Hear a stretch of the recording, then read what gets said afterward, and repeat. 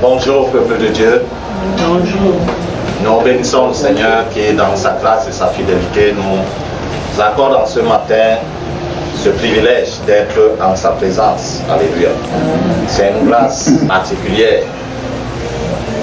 Et nous n'avons pas oublié de saluer nos très chers téléspectateurs qui continuent de disposer leur précieux temps à suivre nos messages vidéo sur une chaîne YouTube, Secours des Andes TV, YouTube. Nous apprécions davantage, bien aimé, ce temps que vous disposez et nous vous encourageons à continuer dans la même direction. Parce que celui à qui vous disposez ce temps, c'est-à-dire Dieu, il n'est pas de devant. Alléluia. Et il utilisera ce temps de manière particulière par rapport à ses desseins et ses plans dans vos vies. Et c'est par sa grâce, nous voulons chuter avec ce thème introduit il y a 2 semaines. Nous disons ne renvoie pas à. Alléluia. Comme l'adage commun que nous connaissons tous, qui renvoie à demain, trouve certainement malheur en chemin. Alléluia. Et depuis lors, le Seigneur a attention en nous faisant comprendre qu'il est possible par rapport à nos projets, à nos planifications, de pouvoir envoyer à demain. Parce que nous maîtrisons un peu le temps par rapport à ses parents. Mais en ce qui concerne les plans et les projets de Dieu, nous n'avons aucune maîtrise dessus. Alléluia. Le Seigneur a dit, je reviens bientôt. Ceux qui étaient en ce temps, ils ont vendu leur champ, ils ont vendu leur maison, ils ont vendu, ils ont entendu bientôt. Quand tu dis à quelqu'un bientôt, ça veut dire que d'ici à moins d'1 heure. Jusqu'à aujourd'hui, il n'est pas encore venu. Non pas qu'il ne viendra pas. Alléluia. Mais il parlait en tant que Dieu. Et quand Dieu parle, il parle dans le prophétique, dans le temps. Alléluia. À moins qu'il ne soit précis, comme l'avait dit Abraham, que l'année prochaine, à la même époque, et l'année prochaine, à la même époque, c'est arrivé. Alléluia. Donc, en ce qui concerne les projets de Dieu, puisqu'on a dit dessus, nous ne devons pas le renvoyer à lui-même. Comme certains directeurs généraux savent le faire. Il te stoppe là au secrétariat. Et pourtant, il t'a donné rendez-vous. Il dit à la secrétaire que s'il vient, dis-lui que je ne suis pas là. Donc j'ai vu sa Prado là en bas, il a pris une autre Prado, il est sorti après. Parce qu'il ne veut pas te voir, il te renvoie plus tard. Alléluia. Et le temps de Dieu, nous n'avons aucune maîtrise, aucune connaissance là-dessus. Et quand Dieu nous visite aujourd'hui, nous ne disons pas demain. Abraham aurait dit à ces 3 personnes qui lui étaient apparues et qui étaient venues lui rendre visite que pardon revenait le lendemain. Et son neveu l'autre, et ses 2 filles seraient mortes à Sodome. Alléluia. Quand il les a vus, il a couru pour leur dire non, venez entrer chez moi. Il ne voulait même pas entrer, venez entrer. Il les a pressés de manger même quelque chose. Il ne venait même pas manger. Alléluia. Mais malheureusement, il arrive que la majorité des êtres humains renvoient Dieu à demain. Par rapport à leur salut, puisque c'est la porte d'entrée. Mais comme si tu viens demain matin en 7 heures, tu seras béni à 1 milliardième de fois. Il va venir. Il va courir même pour venir à 7 heures. Pour être béni. Et on peut être béni, le plus riche du monde, de ne pas être sûr. Alléluia. Ce matin, par la grâce du Seigneur, nous voulons dire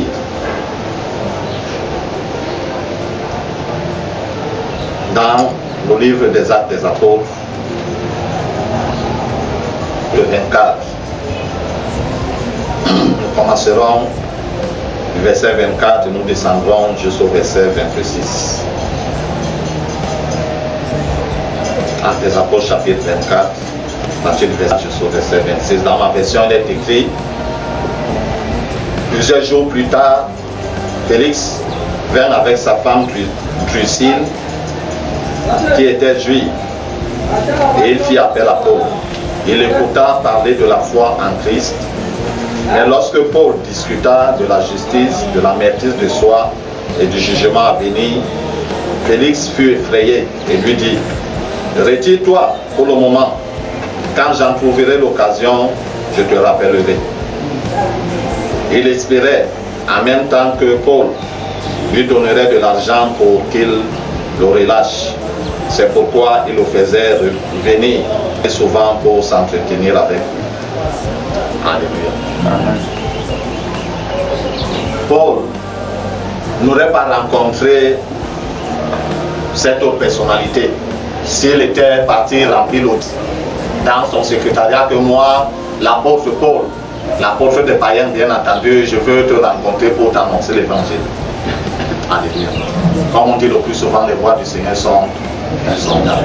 Il a fallu que compte dans les chaînes et que lui passe le message de l'évangile. C'est ainsi qu'agissent quelquefois même quelqu'un qui n'a pas de personnalité, comme les gens disent le plus souvent que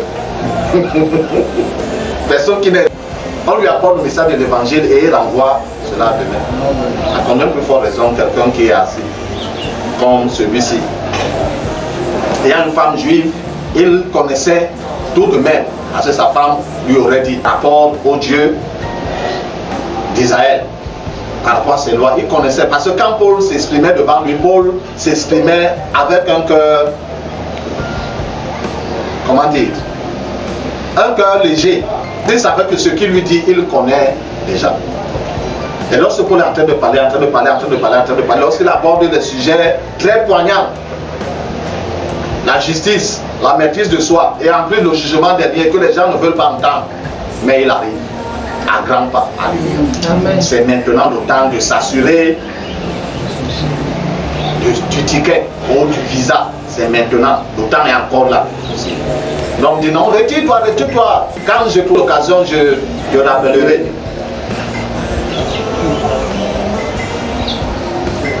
Comme s'il avait donné rendez-vous à Dieu. Alléluia.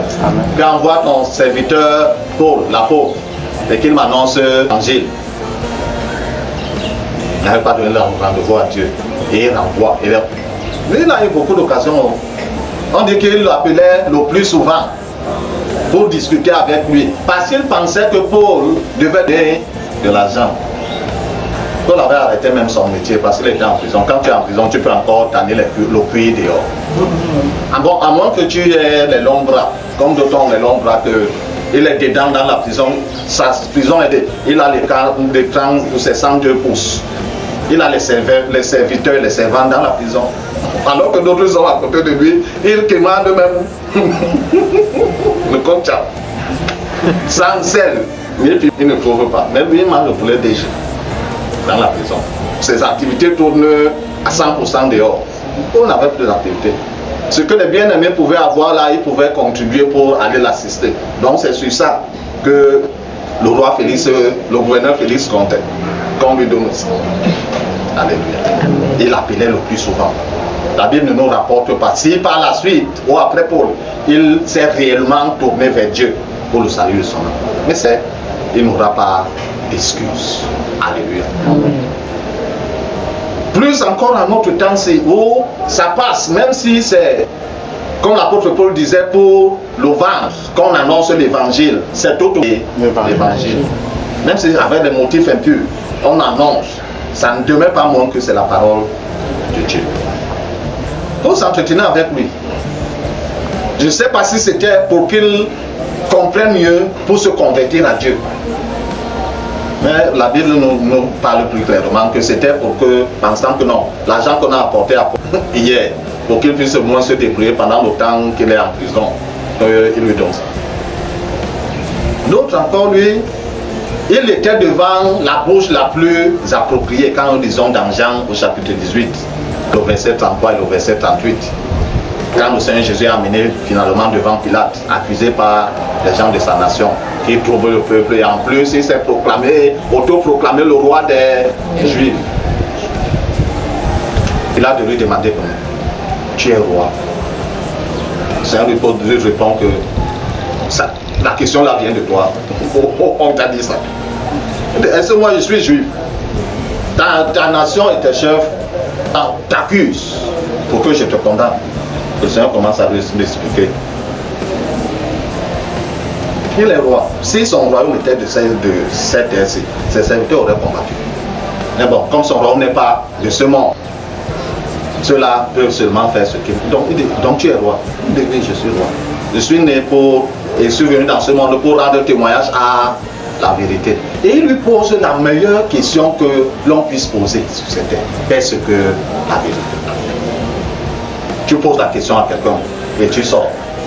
Pour aller te justifier devant les gens dehors là-bas. Toi, l'autorité de la ville. Et la suite, il n'y a plus de suite. Il n'a pas eu la réponse. D'abord, quand il est parti se justifier, on l'a coincé là-bas que si tu ne condamnes pas l'homme là, tu n'es pas l'ami de César. Nous allons faire un rapport à César que toi, il y a les gens qui s'opposent à lui ici et toi tu les cautionnes. Et il a eu peur. Il a livré accusé. Il n'a plus de réponse. Alléluia. Pourtant, s'il était resté la bouche la plus appropriée pour répondre à une telle question, il aurait répondu. Et quelque chose se serait déclenché dans sa vie. Alléluia. Ainsi, la vérité n'est pas une idéologie. Alléluia. Ce n'est non plus un théorème. Alléluia. La vérité, c'est une personne. Et c'est cette personne qui était devant lui pour lui dire qui est la vérité. Il n'a pas dit. Donc, bien aimé, nous pouvons même nous étendre dans d'autres domaines. Pas seulement juste au salut. Dans d'autres domaines, Dieu te dit, va faire ceci. Et toi, tu lui dis, Seigneur, je vais le faire quand j'aurai le temps à 15 heures. Comme Jonas avait dit à Dieu que envoie quelqu'un d'autre. Moi, je pars à Tassi, à Jaffa, toi tu es en train de m'envoyer. Je pars à Tassis, plutôt tu es en train de m'envoyer en Ninive. Je n'y vais pas. Heureusement parce que Dieu l'avait planté. Sinon, quand il était entré dans le ventre du poisson, il serait allé là-bas. Alléluia. Donc, ne renvoyons pas à plus tard ce que Dieu veut faire aujourd'hui, veut faire. Et par rapport à ça, nous avons dit la toute première fois, à l'instant là où la parole de Dieu t'est annoncée, c'est en ce moment que Dieu veut tout ça. Alléluia. Et par rapport aux autres choses, si Dieu te dit, fais ceci, assez à l'aise pour faire. Alléluia. Ne dis pas à Dieu que je vais faire quand j'aurai, ou comment, en donnant des justificatifs. Nous nous trompons et nous manquons le pas de Dieu. Et quand on manque le pas de Dieu, Dieu n'est plus là. Alléluia.